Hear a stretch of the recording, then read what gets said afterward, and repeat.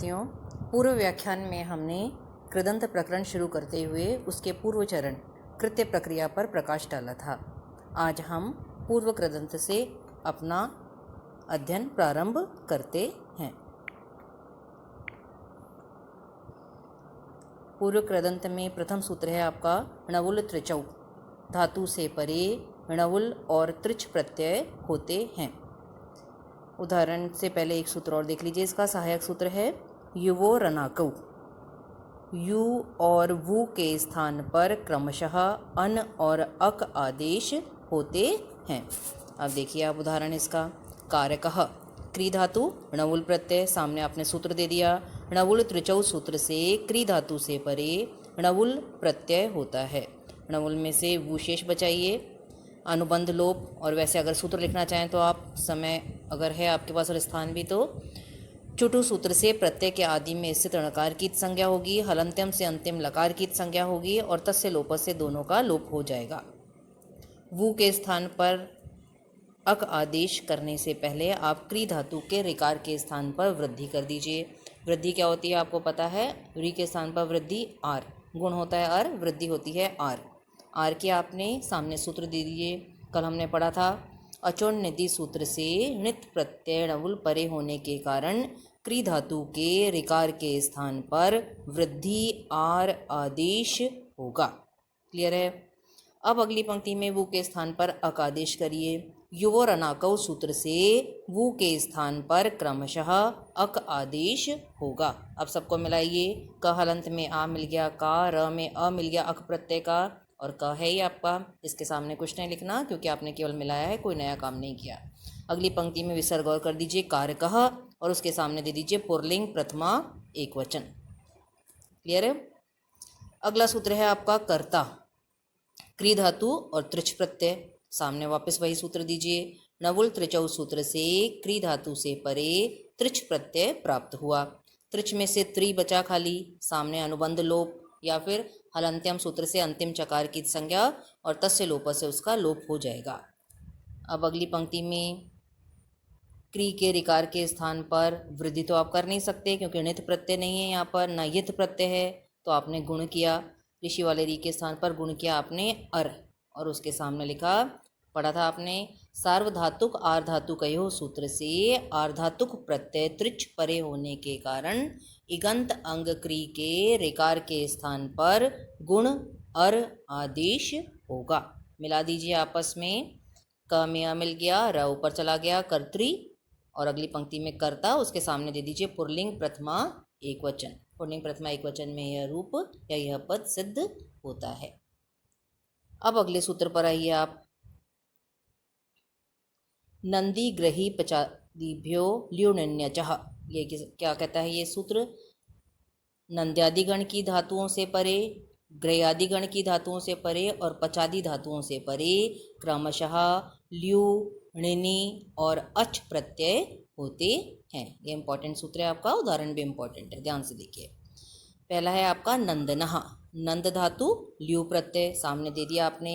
नंदी ग्रही पचादिभ्यो ल्युण्यचः सूत्र से नंद धातु से परे क्रमशः ल्यू प्रत्यय प्राप्त हुआ। यहाँ क्रमशः लिखना जरूरी है क्योंकि आप इस सूत्र से 3 प्रकार की धातुओं से परे 3 प्रकार के प्रत्यय कर रहे हैं, तो क्रम से कर रहे हैं आप, तो ल्यू लिख दिया आपने यहाँ पर, क्रमशः ल्यू प्रत्यय प्राप्त हुआ। ल्यू में से यू बचा, सामने अनुबंध लोप, और अनुबंध लोप ना लिखें तो आप लिखेंगे लशक व तद्धित सूत्र से प्रत्यय के आदि में स्थित लकार की संज्ञा और तस्य लोप से उसका लोप हो जाएगा। क्लियर है। अब यू बचा आपका, यू के स्थान पर अनादेश कर दीजिए क्योंकि ना गुण करना है आपको ना वृद्धि करनी है यहाँ पर, तो आपने यू के स्थान पर अनादेश किया। युवो रनाको सूत्र से यू के स्थान पर क्रमशः अन आदेश होगा। यहाँ पर भी क्रमशः लिखना जरूरी है क्योंकि यू और वु दो के स्थान पर 2 आदेश आप कर रहे हैं, क्रम से होंगे ये आदेश। अब मिला दीजिए। नंद हलंत में अ मिल गया, न है ही आपका नंदन, पुल्लिंग प्रथमा एकवचन में बन गया नंदनः। अगला उदाहरण बनाना है आपको जनार्दनः। जन धातु, जन उपपद रखेंगे हम, अर्ध धातु है आपकी, प्लस ल्यू प्रत्यय किया, सामने वापस वही सूत्र देंगे। नंदी ग्रही पचादिभ्यो ल्युण्यचः सूत्र से नंद्यादिगण की धातु अर्ध से परे क्रमशः ल्यू प्रत्यय प्राप्त हुआ। ल्यू में से यू बच गया, सामने अनुबंध लोप। यू के स्थान पर अन आदेश कर दीजिए आप। युवो रणाकव सूत्र से यू के स्थान पर क्रमशः अन आदेश होगा। अलग अलग मिलाइए। जन को ऐसा कैसा रहने दीजिए, अर्ध में अन मिल गया तो जन अर्दन। अब जन के अंत में अ है, सामने अर्दन का अ है, दोनों को मिला दीजिए दीर्घ। तो अकह सवर्ण दीर्घ सूत्र से अकार से परे सवर्ण अकार होने के कारण पूर्व पर अर्थात अ प्लस अ के स्थान पर सवर्ण दीर्घ एकादेश आ होगा। ठीक है। अगली पंक्ति में विसर्ग और लगा दीजिए। पुल्लिंग प्रथमा एकवचन में यह रूप सिद्ध होता है। अगला उदाहरण है आपका लवणः। लू धातु है, काटना अर्थ में लू धातु ल्यू प्रत्यय, वही सूत्र दिया। नंदी ग्रही पचादिभ्यो ल्यू नुंच सूत्र से लू धातु से परे ल्यू प्रत्यय प्राप्त हुआ। ये भी आपके नंद्यादि गण की धातु है। ल्यू में से यू बचा आपका, सामने अनुबंध लोप दे दिया आपने। यू के स्थान पर अन आदेश किया। यू और अनाकव सूत्र से यू के स्थान पर क्रमशः अन आदेश होगा। लू में ऊ के स्थान पर गुण ओ कर दीजिए। सार धातु का अर्धातु कहो सूत्र से आर्धातुक प्रत्यय परे होने के कारण, आर्धातुक प्रत्यय यू ब्रैकेट में अन परे होने के कारण इगंत अंग लू के उकार के स्थान पर गुण उकार आदेश होगा। क्लियर है। अब ओ के स्थान पर अव करिए, जो हमने कृत्य प्रक्रिया में भी किया था और पहले भी हम प्रीवियस में भी करते आ रहे हैं। ओ के स्थान पर अव आदेश किया तो ल हलंत रह गया। ओ के स्थान पर अव किया आपने, हलंत है ये, प्लस अन पूरा है आपका। एचो अयवाया वह सूत्र से आप क्या कहेंगे, अकार अर्थात स्वर या अच परे होने के कारण ओकार के स्थान पर क्रमशः अव आदेश होगा। मिला दीजिए। ल में आ मिल गया, व में आ मिल गया, न लवन, इसके सामने कुछ नहीं लिखना। अगली पंक्ति में न के स्थान पर न कर दीजिए। अट कुपवांग नुम व्यवयपी फर्स्ट से पढ़ते आ रहे हैं हम। सूत्र से नकार के स्थान पर क्रमशः नकार के स्थान पर नकार आदेश होगा। अगली पंक्ति में विसर्ग और लगा दीजिए। पुल्लिंग प्रथमा एकवचन। इसी का अगला उदाहरण है आपका ग्राही। अब ये ग्रह्यादि गण की धातु हो गई, ग्रह प्लस णिनि। नंदी ग्रही पचादिभ्यो ल्यू नेच सूत्र से ग्रह्यादि गण की धातु ग्रह से परे क्रमशः णिनि प्रत्यय प्राप्त होगा।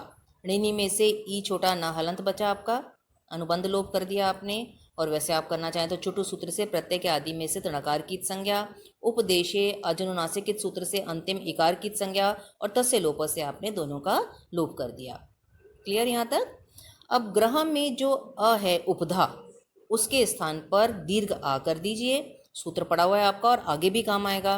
अत उपधाया सूत्र से णित प्रत्यय णिनि परे होने के कारण ग्रह धातु की उपधा ह्रस्व आकार के स्थान पर वृद्धि आ आदेश होगा।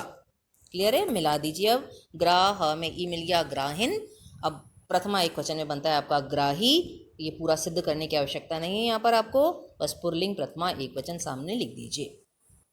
अगला उदाहरण है मंत्री। ये आता है कई बार परीक्षा में। मंत्र धातु है णिनि प्रत्यय, सामने दे दिया आपने। नंदी ग्रही पचादिभ्यो ल्यू नेच सूत्र से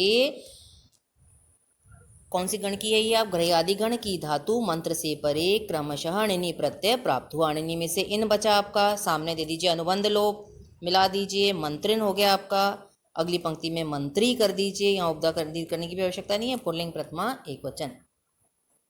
इसी का अगला उदाहरण है आपका स्थाई। स्था धातु णिनि प्रत्यय, नंदी ग्रही पचादिभ्यो ल्यू नेच सूत्र से ग्रह्यादि गण की धातु स्था से परे क्रमशः णिनि प्रत्यय प्राप्त हुआ। णिनि में से इन बचा, सामने अनुबंध लोप। अब युक का आगम, यहाँ हम नया काम कर रहे हैं। प्रीवियस में किया था हमने स्था युक, स्था के अंत में किया आपने युक का आगम। इनको ऐसा कैसा रहने दीजिए। आतो युक चिन्ह कृत हो सूत्र से णित प्रत्यय णिनि परे होने के कारण आकारांत धातु स्था को तुक का आगम होगा। और आद्यंतो टकितो सूत्र से आप जानते ही हैं कि कित होने के कारण ये स्था के अंत में होगा। युक में से यह हलंत बचा, सामने अनुबंध लोप। अब मिला दीजिए सबको आपस में, स्थायिन बन गया। इसके सामने कोई सूत्र नहीं लिखना। मिला अगली पंक्ति में स्थायी कर दीजिए और उसके सामने लिख दीजिए पुल्लिंग प्रथमा एक वचन। अब पच आदि धातुओं का उदाहरण है आपका पचह। पच धातु प्लस अच प्रत्यय किया, सूत्र वही है। नंदी ग्रही पचादिभ्यो ल्युण च सूत्र से पच धातु से परे क्रमशः अच प्रत्यय प्राप्त हुआ।